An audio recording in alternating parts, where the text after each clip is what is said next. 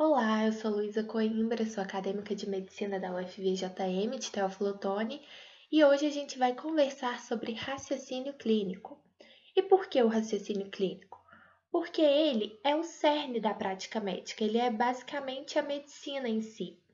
E colocando em palavras bonitas, ele é o processo cognitivo que busca reconhecer padrões fornecidos pelos pacientes a fim de elencar hipóteses diagnósticas. E para a gente começar a conversar sobre isso, a gente tem que entender como que o processo ocorre. E antes da gente entender isso, eu queria que agora vocês parassem e pensassem numa pessoa, num médico ou numa médica que você olha e acha incrível, que você se inspira nessa pessoa. Que você vê essa pessoa falando e pensa assim: meu Deus, como pode ela saber tanto assim? Será que algum dia eu vou saber tanto? E a minha resposta para você é que, se você quiser, sim. Então vamos ver como funciona. Se a gente for pensar na divisão feita por Daniel Kahneman, tem dois tipos de raciocínio, que ele separa em sistema 1, ou sistema não analítico, e o sistema 2, ou sistema analítico. O sistema 1, ele é o automatismo, ele é quando a gente pensa de forma intuitiva, implícita e reflexa.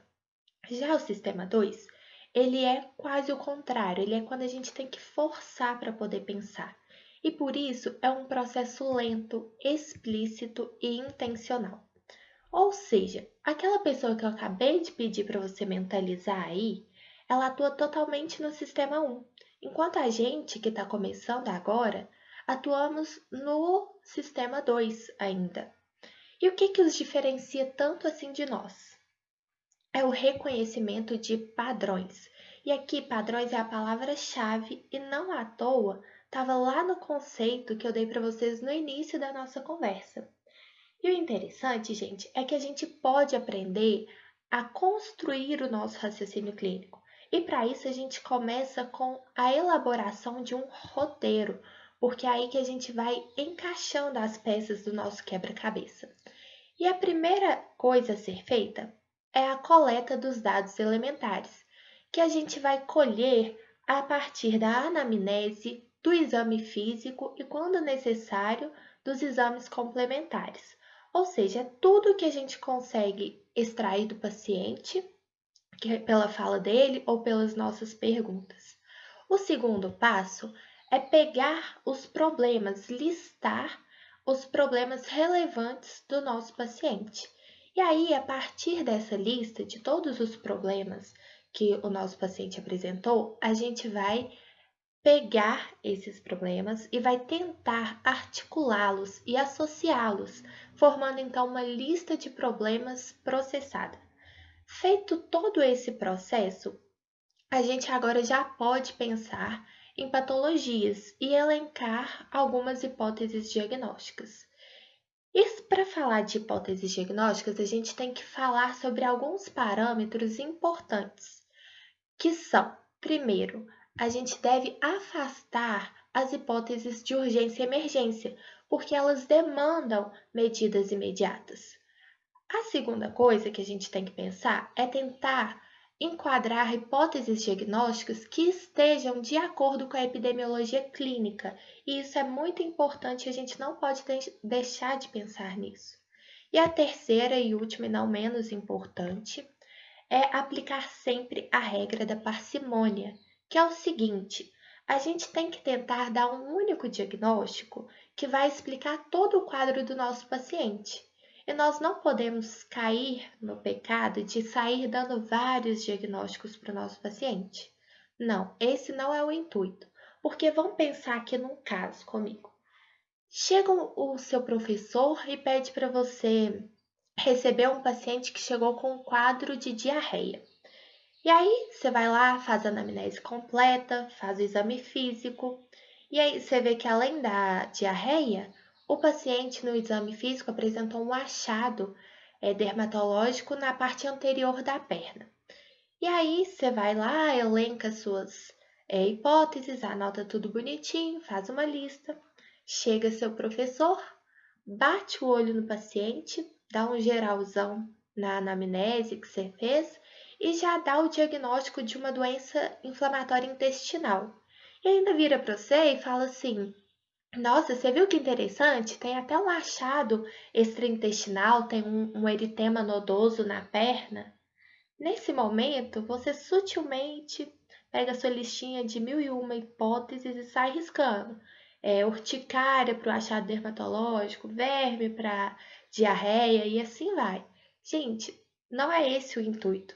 A gente tem que tentar dar um único diagnóstico. Temos que ser parcimoniosos. E aí, beleza. Fizemos as nossas hipóteses e agora a gente tem que separá-las em dois tipos, que são hipóteses de trabalho e hipótese secundária. As hipóteses de trabalho são as hipóteses mais prováveis, enquanto as hipóteses secundárias são os nossos diagnósticos diferenciais. E aqui é um momento ótimo para a gente lançar a mão de um mnemônico bem didático e famoso, provavelmente vocês já devem ter ouvido falar, que é o Vindicate, que ele nos ajuda a pensar que para cada apresentação clínica existe pelo menos uma patologia que pode ser explicada pelas seguintes etiologias. Vamos lá: vascular, inflamatória, neoplásica, degenerativa, intoxicativa, congênita, autoimune, traumática e endócrina. E aqui a gente chegou no final do nosso funil. A gente já é capaz de dar uma hipótese diagnóstica acertada. E aqui, ó, eu quero fazer um convite para você pausar o vídeo e voltar em alguma parte que você não achou que ficou claro, anote, porque agora a gente vai colocar a mão na massa. A gente vai fazer todo esse roteiro que eu acabei de ensinar para vocês no caso clínico que eu trouxe, bem legal. Vamos lá, vou ler com vocês o caso clínico. Uma mulher de 60 anos apresenta dispneia e tosse produtiva com a expectoração amarelo esverdeada há 3 dias. Durante as 2 semanas anteriores, também apresentava tosse não produtiva e mialgia. Não havia histórico de hemoptise ou febre. Foi diagnosticada com diabetes mellitus há 3 anos, a qual é bem controlada apenas com dieta. É uma fumante pesada com uma carga tabágica de 30 anos maço e atualmente trabalha como voluntária em um abrigo para sem-tetos. Ao exame físico, apresentou temperatura de 36,7 graus, frequência cardíaca de 112 batimentos por minuto, pressão arterial de 110 por 70 milímetros de mercúrio, frequência respiratória de 28 incursões respiratórias por minuto e saturação de 96%. Alerta e orientada, regular estado geral, dispneica acianótica, sistema respiratório. Uso da musculatura acessória da respiração, zona inferior direita com expansão torácica reduzida, maciçez à percussão, respiração brônquica presente, crepitações difusas, sibilos expiratórios e inspiratórios audíveis em ambos os lados. Outros sistemas sem anormalidades. E aqui a gente pensa qual exame eu posso pedir para aumentar a probabilidade de ser um diagnóstico que eu já estou pensando, né? Agora eu quero fazer uma proposta para vocês. O que você pedirá? Mediante a história do paciente, todos esses dados que a gente colheu, a gente já pode pensar em alguns exames direcionados que vão ajudar na construção da nossa hipótese diagnóstica. E aqui eu já dei uns exemplos para vocês, que é hemograma, radiografia torácica, prova de função renal e escarro para bar. E aqui, ó, vamos supor que você tenha pedido esses exames e eu vou te dar o resultado deles. A investigação laboratorial mostrou o seguinte: hemograma, leucócitos de 10.900, neutrófilos 78%, linfócitos 22%, hemoglobina 13, plaquetas 213.000, raio-x torácico, opacidade heterogênea da zona inferior direita e a broncogramas aéreos. Beleza. Provas de função renal. creatinina sérica 0,7 dentro das referências, ureia sanguínea 15 também dentro, escarro para bar não detectado. Beleza, a gente já pegou todos os dados elementares do nosso paciente, colheu na anamnese, no exame físico, temos aqui também os exames complementares e agora a gente vai para a nossa segunda etapa do nosso roteiro, que é listar os problemas importantes, relevantes do nosso paciente. E aqui eu destaquei para vocês os principais problemas. É uma coisa pessoal, mas é basicamente isso e eu tenho certeza que vocês pensaram mais ou menos nisso que eu vou colocar. Vamos lá. Ó, marquei dispneia, tosse produtiva com a expectoração amarela esverdeada, 3 dias. Antes, né? Ela tinha apresentado tosse não produtiva e mialgia, diabetes mellitus há 3 anos, fumante com carga tabágica de 30 anos mais. E aqui tem também o fato dela ser uma voluntária, um abrigo para sem-tetos, que você pode colocar como um problema, porque realmente é um fator de risco, de acordo com os nossos pensamentos, possíveis hipóteses, né? Você pode ter colocado ou não. Agora, no exame físico, a frequência cardíaca está um pouco elevada, a pressão arterial a gente tem que ver qual que é o basal da paciente, né? Mas eu marquei também. A respiratória também está um pouco elevada, ela está dispneica e o sistema respiratório dela está todo alterado, né?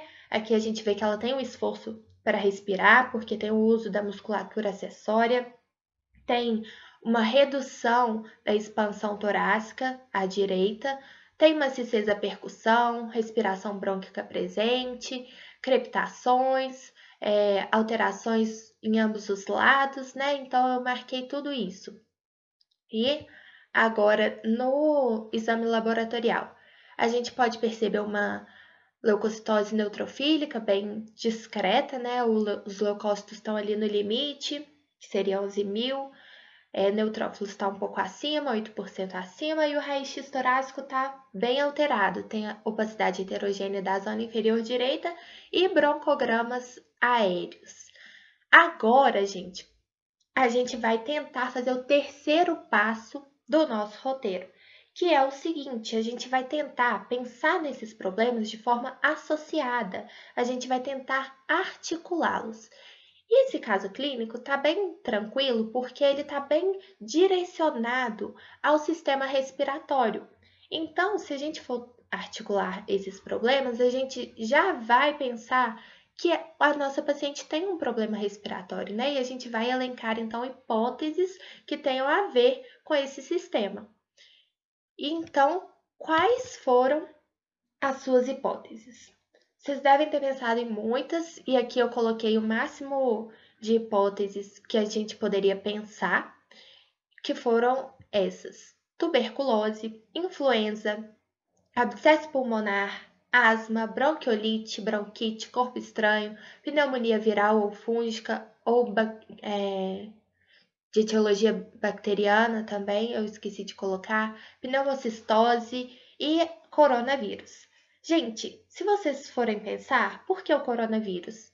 No momento que a gente está, se a gente seguir aquele parâmetro que eu falei para vocês de epidemiologia clínica, a gente vai pensar em coronavírus. Por quê? Porque a paciente chegou com tosse, ela chegou com o histórico de febre prévia, né? Então, a gente coloca como hipótese diagnóstica sim. E agora a gente vai fazer aquela etapa de dividi-las em hipóteses de trabalho, ou as mais prováveis, e as nossas hipóteses secundárias. E eu também marquei aqui para vocês. Coloquei as de trabalho, a tuberculose, influenza, as pneumonias e o coronavírus.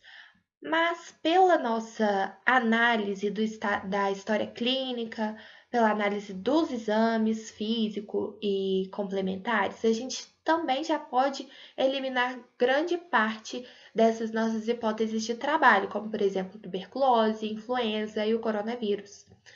E então sobrou a pneumonia, as pneumonias, né? Então a gente vai pensar qual o tipo mais provável de ser de pneumonia que pode ser da nossa paciente? Se a gente for pensar na história dela, olha, ela é diabética, ela é fumante, ela vive o ambiente dela, o contexto de trabalho no abrigo para sem teto é um fator de risco também. Então, nos leva a pensar a um diagnóstico, que é o de pneumonia adquirida na comunidade. Por todos esses fatores que a gente acabou de discutir, pelas nossas articulações de problemas, a gente pode chegar nesse diagnóstico. E é importante a gente pensar que existem variados tipos de diagnóstico, que aqui eu vou falar de dois, que são o diagnóstico sindrômico e o diagnóstico etiológico. Normalmente é mais fácil a gente dar um diagnóstico sindrômico, que é o clínico, baseado em sinais e sintomas do nosso paciente. E nem sempre a gente consegue dar um diagnóstico etiológico. Por exemplo, no nosso diagnóstico que a gente acabou de dar de pneumonia adquirida na comunidade, o diagnóstico etiológico mostra que apenas 38% desses diagnósticos a gente pode identificar o patógeno responsável por essa doença.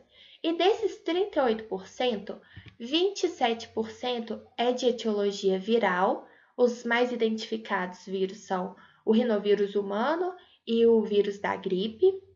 E a outra etiologia é a bacteriana. E a mais encontrada, a bactéria mais comum, é o Streptococcus pneumoniae, que é o mais achado. Mas mesmo assim, vocês percebem que é uma porcentagem baixa? Apenas 38% dos casos têm um diagnóstico etiológico, mas isso não deixa de ser muito importante na hora de você pensar na sua hipótese e dar o seu diagnóstico. Você tem que pensar no diagnóstico sindrômico e no diagnóstico etiológico. Também tem o diagnóstico topográfico, anatômico, mas esses dois são sempre muito legais de se pensar e importantes também. Beleza? Então a gente chegou no final de uma maneira bem tranquila e espero que tenha sido tranquilo para vocês também. E voltando naquele slide de padrões que eu falei lá no inicinho, a gente vai tentar acionar o nosso sistema 1, assim como a pessoa que eu te fiz pensar, que eu te fiz mirar lá no início da nossa conversa, que é a nossa inspiração. E para a gente chegar nesse ponto de reconhecer padrões facilmente, a gente sabe que é através da nossa experiência. Mas como a gente está começando, a experiência é um pouco difícil de ser adquirida. E aqui eu tenho uma dica que eu confesso que não é surpresa para ninguém, mas que é muito importante, vale a pena ser falado, que é: faça, leia o máximo de casos clínicos que vocês conseguirem, porque é dessa forma que você vai construir o seu background, que você vai forçar a experiência. Entenderam? E aí, por último, eu queria dar uma dica, na verdade, uma sugestão de leitura, que é o livro Raciocínio Clínico, uma sistematização pertinente, de Gregório Rodrigues, que é muito bom, bem didático e fica a dica. Então, pessoal, ficou alguma dúvida? Se ficou, manda aqui pra gente na nossa plataforma, ou pelo direct do Instagram, ou pelo WhatsApp. Só não deixe de perguntar. E aqui é um momento para uma pausa de uns 5 minutinhos para você relaxar, tomar uma água, ir ao banheiro e voltar para dar play no próximo vídeo que será sobre medicina baseada em evidências, que tá super legal. Muito obrigada e essas foram as minhas referências.